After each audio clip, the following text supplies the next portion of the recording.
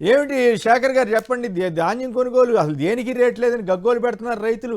అయినా ఏమి అసలు నిమ్మకి నీరెత్తినట్లుగా ప్రభుత్వం వ్యవహరిస్తోందా? చివరికి కోనసీమ అంటే పవన్ కళ్యాణ్ గారికి బాగా పలుకుబడి ఉన్నటువంటి ప్రాంతం కింద లెక్క.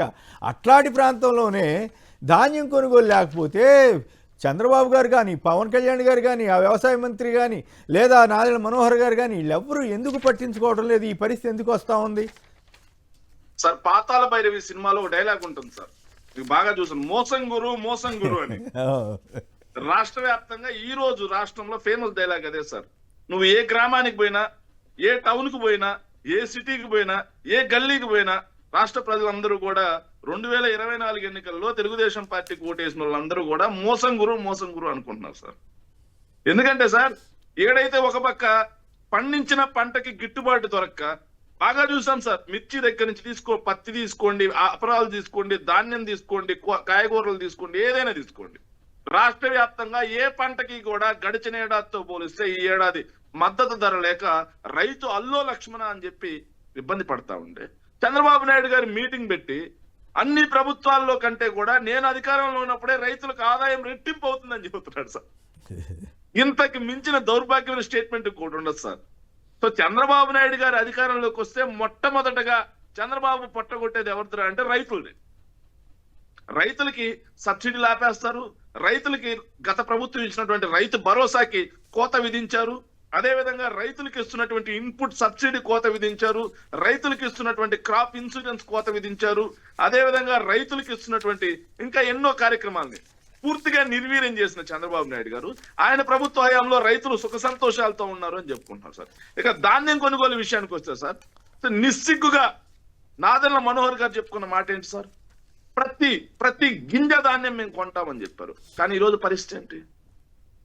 గడిచిన వైఎస్ఆర్సీపీ ప్రభుత్వ హయాంలో 2200 రూపాయల వరకు ధాన్యానికి మద్దతు ధర లభించింది సార్. రైతు భరోసా కేంద్రాల ద్వారా ప్రతి గింజ ధాన్యాన్ని కొన్నారు సార్. చివరికి దొరికినటువంటి మద్దతు ధర 2200 రూపాయలు అయితే ఈ ప్రభుత్వ హయాంలో దళారుల ముసుగులో రైతు భరోసా కేంద్రాలను నిర్వీర్యం చేసి దళారుల ముసుగులో 1200 నుంచి 1300, 1400 హైయెస్ట్ ధర సార్. మిగిలిన డబ్బంతా ఎవరి జోబీల్లోకి వెళ్ళింది? రైతుకు రావాల్సిన డబ్బు కాస్త సిండికేట్లు అయిపోయి దళారీలకి మేపుతూ వాటి ద్వారా కమిషన్లు తీసుకుంటున్నారు తప్పిస్తే ప్రభుత్వం ఎక్కడా కొనడానికి ముందుకు రావట్లేదు సార్. ముందుకు రాకపోవటం వల్ల రైతులు ఈ రోజు రోడ్డెక్కి ధర్నాలు చేస్తా ఉంటే ప్రభుత్వం చేతులు ఎత్తేసింది, మేము కొనలేమని చెప్తా ఉన్నారు. మళ్ళీ ఏం చెప్తారు? ఇంకో స్టేట్మెంట్, రైతు పక్షపాతి ప్రభుత్వం అని చెప్తారు సార్. రైతు పక్షపాతి ప్రభుత్వం అయితే ఆఖరి గింజ వరకు ధాన్యం కొనాలి కదా. రైతు పక్షపాతి ప్రభుత్వం అయితే రైతుకు మద్దతు ధర గత సంవత్సరం లభించినంతలో ప్రభుత్వం కొనాలి కదా. అవును, మొన్న ఒక రైతు ఎవరో చెప్తా ఉంటే విన్నాను సోషల్ మీడియాలో, గతంలో జగన్ గారి ప్రభుత్వంలో తడిసిన ధాన్యాన్ని సైతం వాళ్ళు కొనుగోలు చేయమని ఆదేశాలు ఇచ్చారు. ఇప్పుడు అసలు పరిస్థితి ఏమి అర్థం కావట్లేదు అనేది రైతుల ఆందోళనగా ఉంది. మిర్చి రైతుల బాధ చూసాం. కందులు కూడా కొనట్లేదంట కదా, కందులకు కూడా రేటు పడిపోయిందని నిన్న ఒక రైతు ఎవరో వాపోతున్నాడు. కందులకి రేట్ లేదు, మిర్చికి రేట్ లేదు, ధాన్యం పరిస్థితి ఇట్లా మరి ఎవరిని ఉద్ధరిస్తున్నట్లు ఏంటో అర్థమైంది సార్. కందులు గత ప్రభుత్వ హయాంలో 9000 రూపాయలకు అమ్ముడుపోయాయి సార్. కానీ ఈ ప్రభుత్వ హయాంలో ఈ రోజు 5000కు పడిపోయింది సార్. కానీ కందిపప్పు ధర సార్ మీరు బాగా గమనించండి సార్, రైతుకు రావాల్సిన మద్దతు ధర మాత్రం తగ్గుతా ఉంది సార్.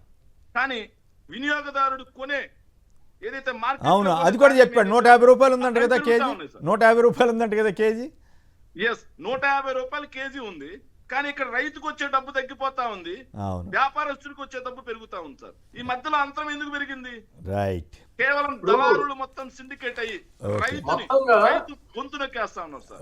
రైతు నోటికాడి ముద్దలాగేస్తా ఉన్నారు. రైట్, విజయబాబు గారు ఏమంటారు? విజయబాబు గారు, మొత్తంగా ప్రస్తుత పరిస్థితుల్లో 32 లక్షల మంది రైతులు తీవ్రమైన సంక్షోభంలో ఉన్నారండి.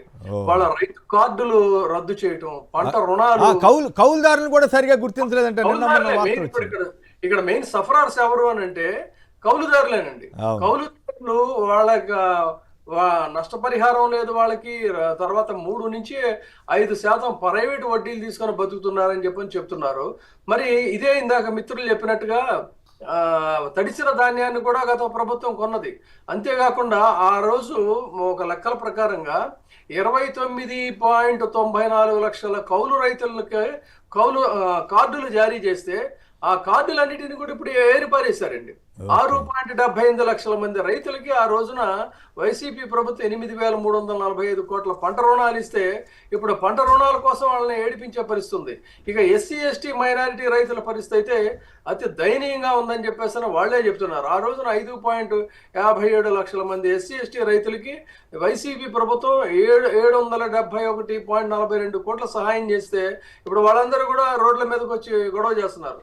ఇవాళ ప్రధానంగా రైతులు డిమాండ్లను మనం అయితే విస్తృత స్థాయిలో ప్రచారం చేయాల్సినటువంటి అవసరం ఉందండి. అదేవిధంగా పొగాకు రైతుల పరిస్థితి అయితే అసలు చాలా దారుణంగా ఉంది. ఆ రోజున మరి తడిసిన ధాన్యాన్ని కొన్నారు వైసీపీ ప్రభుత్వం, పొగాకు వాళ్ళకి సంబంధించి కూడా మార్కెట్ ద్వారా కొనుగోలు చేయడం అనేటువంటిది కూడా జరిగింది. అదే కాదు, నాకు ఒకటి గుర్తుకొచ్చింది. ప్రకాశం జిల్లా, గుంటూరు జిల్లా ప్రాంతంలో శనగ రైతులకి ఆ కొనుగోలు లేకపోతే వాళ్ళకి ప్రభుత్వమే కొనుగోలు చేసి వాళ్ళని ఆదుకుంది ఆ రోజుల్లో. సో అందుకని ఇవాళ 18,000 నుంచి 10,000కి పడిపోయిందంటండి ఇది క్వింటాల్ ధర. అంటే ఎంత దారుణంగా పడిపోయినాయో రేట్లు చూడండి. ఎక్కడ 18,000, ఎక్కడ 10,000, వాళ్ళు ఏం బతుకుతారు, ఏం పంటలు పండిస్తారు? పవన్ కళ్యాణ్ గారికి ఏమి కనపట్లేదు అసలు, ఎక్కడ నోరు విప్పితే పాపం అట్లా అయిపోయింది. అందుకే ఇప్పుడు వాళ్ళ డిమాండ్స్ అయితే చాలా జెన్యూన్ డిమాండ్స్ అండి. డెఫినెట్ గా వాళ్ళ కౌలు రైతుల కార్డులను పునరుద్ధరించాలి, వాళ్ళ హక్కులకి సంబంధించినటువంటి తక్షణ చేయాలి. ముఖ్యంగా పొగాకు కొనుగోలుకి టొబాకో బోర్డు ద్వారా చేయాలి, పెట్టుబడిని మళ్ళీ పునరుద్ధరించాలి.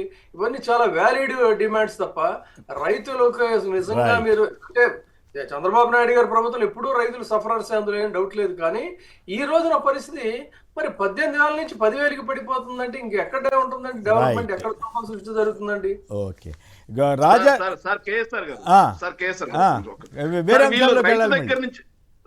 వీళ్ళు రైతు దగ్గర నుంచి పంట కొనట్లేదు కానీ పంట కొంటాము అని చెప్పేసి మార్కెట్ ద్వారా రుణాలు మాత్రం చేస్తా ఉన్నారు సార్.